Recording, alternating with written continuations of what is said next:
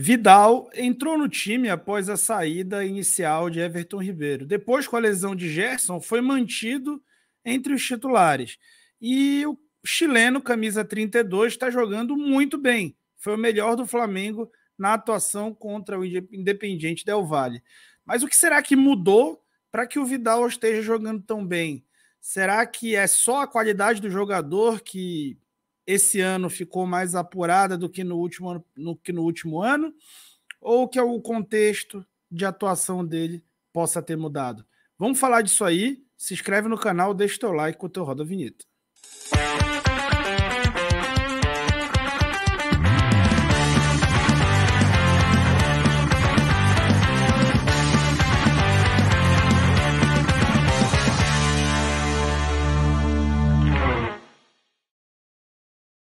Vamos que vamos. Lembrando vocês que eu tenho um podcast que todas as semanas ocorre às segundas-feiras.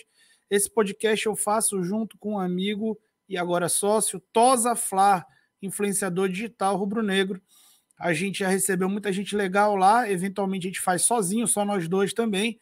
A pauta nunca é entrevista, sempre são discussões a respeito da semana do Flamengo. Então, se inscreve no canal da Falsa Prosa aí, vou deixar no banner aqui rolando o último episódio, que foi com a participação do Rei Kraus. Então se inscreve lá, inclusive vai ter um sorteio lá quando a gente bater 5.000 inscritos. Você também pode passar a seguir a Falsa Prosa no teu aplicativo aí, agregador de podcast favorito, tá bom? Lembrando também que vocês podem se inscrever no canal se tornando membros do canal.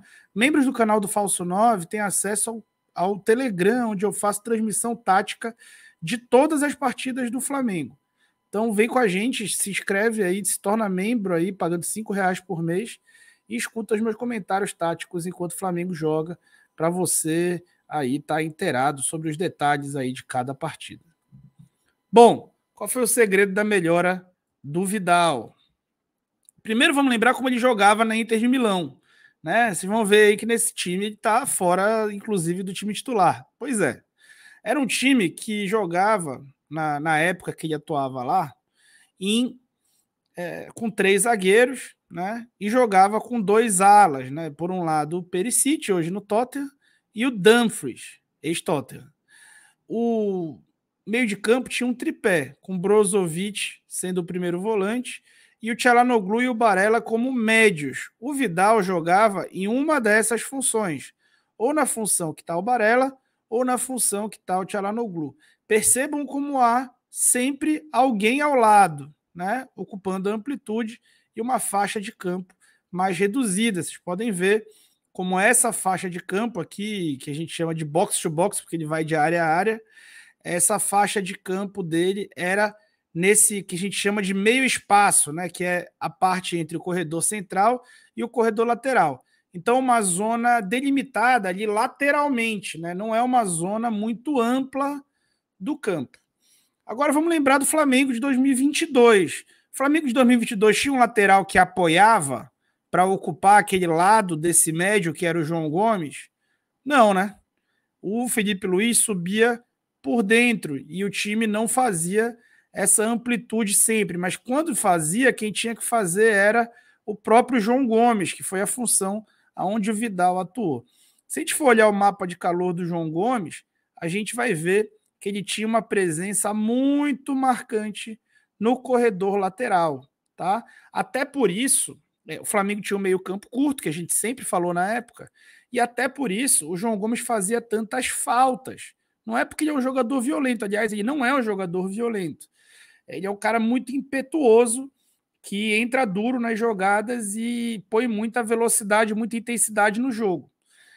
O João Gomes estava sempre chegando atrasado na jogada, porque esse meio-campo curto não tinha o apoio dos atacantes, baixando aqui pelos lados do campo, e o próprio Felipe Luiz estava sempre muito distante da jogada, porque não fazia a amplitude atacando, né? Ele atacava por dentro.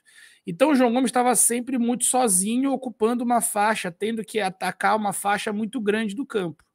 Do outro lado, isso até que acontecia um pouco menos com o Everton Ribeiro, porque o Gabigol fazia um pouco mais a recomposição do que o Pedro ou o Arrascaeta, e porque o Rodinei atacava nesse espaço. Atacando nesse espaço, esse espaço fica ocupado, né? E a bola acabava voltando pelo outro lado. Então o João Gomes acabava fazendo muita falta porque chegava atrasado e ocupava muito a faixa lateral do campo. Bom, vamos agora para o Flamengo 2023. O Flamengo agora tem um lateral que faz a profundidade. O Flamengo não joga no losango propriamente dito. Eventualmente você vai enxergar o losango em campo, eventualmente não. Acho que na maioria das vezes joga nessa espécie de 4-3-3 fechado, aí utilizando os laterais para apoiar. Tá? Então, o Flamengo hoje tem um lateral que apoia. Isso em si já muda muito de figura pelo motivo que eu falei no outro vídeo. Um outro contexto que tem, especialmente no time que talvez seja o titular hoje com o Gerson, é um time que utiliza esses médios de uma forma mais recuada e faz questão que os laterais sejam os homens que apoiam, para que esses jogadores de frente, os segundos atacantes, Arrascaeta e Gabriel, possam trabalhar por dentro junto com o Pedro. Então, o Vidal está sempre por trás da jogada enquanto ela acontece. Ele não é um jogador que conduz a bola como era o João Gomes, e o contexto do time prevê a amplitude o tempo inteiro. Então, ele vai estar ocupando sempre essa segunda linha num momento defensivo. E sempre vai ter ao lado dele alguém que, pelo menos em algum momento, ocupou o corredor lateral. Isso gera inversões, isso gera desvio do jogo por dentro e gera uma zona menor de utilização do Vidal. Aqui no jogo contra a Volta Redonda, a gente pode ver o Vidal marcando nessa segunda linha por dentro. E mesmo o Gerson, que está aqui nessa imagem, nessa função que o Vidal jogou contra o Del Valle, marcando na segunda linha pelo lado esquerdo, ele também está por dentro, porque existe um jogador fazendo a amplitude aqui, e também no momento defensivo ele está nesse perde-pressiona. Então, as costas dele não é uma zona onde o jogador que está atrás tem que se preocupar. Ele se preocupa com a mediana e a média entre os dois jogadores, fazendo essas que a gente chama de diagonais de cobertura entre os dois jogadores para poder bloquear os passes, fazer mais interceptações e também tirar os caras deixar marcados os caras que se apresentam para receber a bola entre esses dois marcadores. Contra o Del Valle, que foi a grande partida do Vidal, você pode ver exemplos aqui. Esse aqui foi um desarme bem bonito que ele fez, que quase gera um contra-ataque do Flamengo. Você pode ver que ele está marcando aqui nesse que a gente chama de meio espaço, mas do lado esquerdo tem o Pedro que fez a recomposição. Né? Isso acabou funcionando bastante no primeiro tempo. E aí ele faz o desarme. Ofensivamente, vejam como ele sobe por dentro e tem um jogador, que é o Ayrton Lucas, dando a profundidade e a amplitude pelo lado esquerdo. Do lado direito, vejam como é o Varela. Tá? Então, pelo fato de ter alguém que ataca por ali e dele não ter que ficar subindo em diagonal e marcando o corredor lateral, faz com que ele tenha um espaço de jogo reduzido. E por ter esse espaço de jogo reduzido, ele potencializa seu futebol. Do lado esquerdo, a gente vê o mapa de calor do Vidal no jogo contra o Corinthians, no segundo jogo da Copa do Brasil. Vocês podem ver com uma presença marcante dele no corredor lateral, mas ele também tem uma presença por dentro. Ele acaba tendo que cobrir muito campo nesse jogo. E vejam como agora, contra o Del Valle, o time ele tem uma presença mais marcante por dentro, no corredor central e numa zona até menor do campo. Né? Claro que aqui passaram os 90 minutos e ele teve mudanças, deslocamentos de posição. Mas vocês podem ver que em momento algum ele foi um jogador que ocupou muito corredor lateral, né? E isso é porque ele não tem essa capacidade física que o João Gomes tem. Poucos jogadores têm essa capacidade física que o João Gomes tem. E o João Gomes ali acabava corrigindo muitos problemas do sistema. Né?